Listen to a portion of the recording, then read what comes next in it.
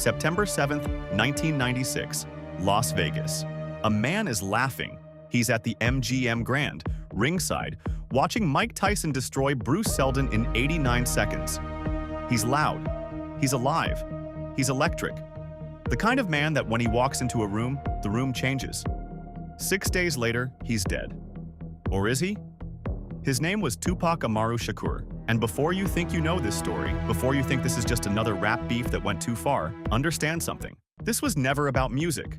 This was about power, about money, about what happens when a black man in America gets too loud, too dangerous, too awake, and the people who needed him quiet had the resources to make sure it happened. Tupac wasn't born into hip-hop. He was born into war. June 16th, 1971, New York City. His mother, Afeni Shakur, was a member of the Black Panther Party, a woman so committed to the revolution that she represented herself in court while pregnant with Tupac, facing charges that could have sent her to prison for over 300 years. She won. Think about what that means. Tupac was born fighting before he ever drew his first breath.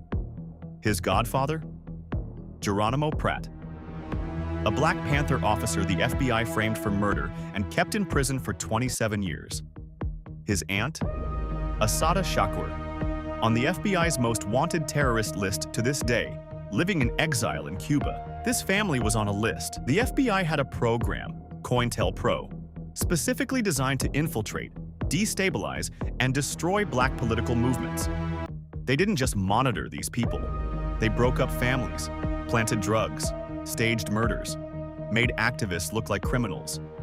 Tupac grew up in that shadow. And when he picked up a microphone, he didn't rap about parties. He rapped about that, about police brutality, about systemic poverty, about a government that built ghettos and then blamed the people living in them. Songs like Holler If You Hear Me, White Man's World, Words of My Soul. This wasn't entertainment. This was testimony. By 1995, Tupac was in prison, Clinton Correctional Facility, New York, convicted of sexual assault, a case that, to this day, his supporters claim was built on shaky ground, with witnesses who recanted and a conviction that moved at suspicious speed for a man with no prior felony record.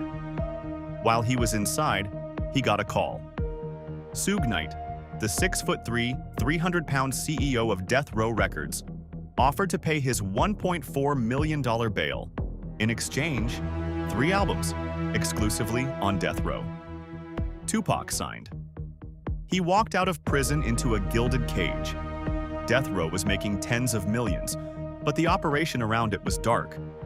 Former gang members on payroll, allegations of extortion, artists who claimed they couldn't leave the label without fearing for their lives. Suge Knight was later convicted of murder in 2018 for running over a man with his truck. Twice. He reversed and did it again. This is who Tupac was now working for. And here is where the East Coast-West Coast war ignites. The notorious B.I.G. Christopher Wallace, one of the greatest rappers who ever lived. And publicly, he and Tupac had once been close, brothers in an industry that chews people apart. Then something happened.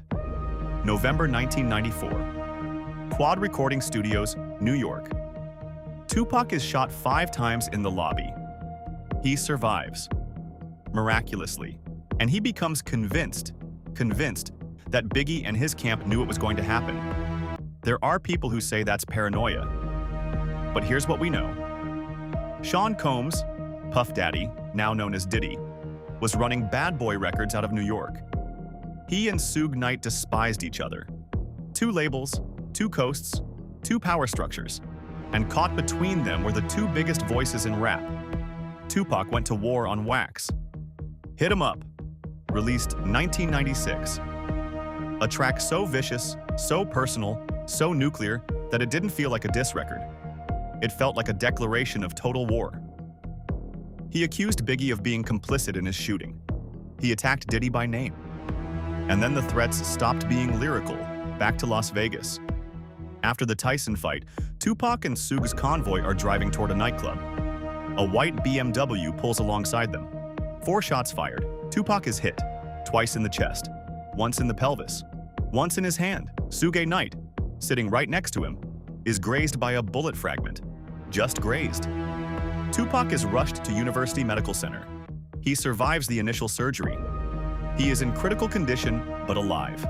For 6 days, the world holds its breath. September 13, 1996, 4:03 p.m. Tupac Shakur is pronounced dead. Age 25. The official cause, respiratory failure and cardiopulmonary arrest following gunshot wounds. No one has ever been charged. A major homicide. Broad daylight, well, nighttime on the Las Vegas Strip. Cameras everywhere, witnesses everywhere. Two of the most recognizable men in the world in that car. And nobody has ever been charged. Las Vegas Metro Police closed the investigation in 2023. After briefly reopening it and conducting a single search of a suspect's home. The suspect, Dwayne "Keffy" D. Davis, a Southside Compton Crips member, had publicly confessed in a memoir and multiple interviews that he was in the car when the shots were fired. He described the shooting in detail. He was finally indicted in 2023, charged with murder, his alleged motive, an ongoing gang conflict, and money. He claimed he was paid. Paid by whom? That question has never been fully answered in court. Here is where it gets dark. Here is where the evidence stops being clean and the shadows start moving. Kading's investigation pointed toward Sean Combs as having allegedly put out a contract, a claim Combs has denied. None of this has resulted in a conviction against Combs specifically, but the pattern is there for those willing to look. And then there's the other theory, the one that never quite goes away no matter how many times you bury it. What if Tupac isn't dead? Before you dismiss that, consider the evidence his believers cite. His final album, Machiavelli, The Don Killuminati, was recorded in 3 days, 7 days, and released just 2 months after his death. The album cover shows him crucified. The name Machiavelli is an anagram for AM Alive K. At least, that's what some claim. He wrote obsessively about Machiavelli, the Italian philosopher who wrote about faking your own death to outsmart enemies. Tupac was 25 years old. He had spoken about wanting to build hospitals in poor neighborhoods. He spoke openly about running for political office. He was in conversations about funding community organizations. He was studying. He was growing. And the people around him, the labels, the power brokers, the figures who have since been exposed for far worse, had every reason to want him exactly where he ended up silent. The case is not closed. The questions have not been answered. And Tupac Shakur, whether alive or dead, whether prophet or victim, remains the most dangerous rapper who ever lived. Not because of what he said, because of what he knew and what he was willing to tell us. They couldn't let that stand, could they?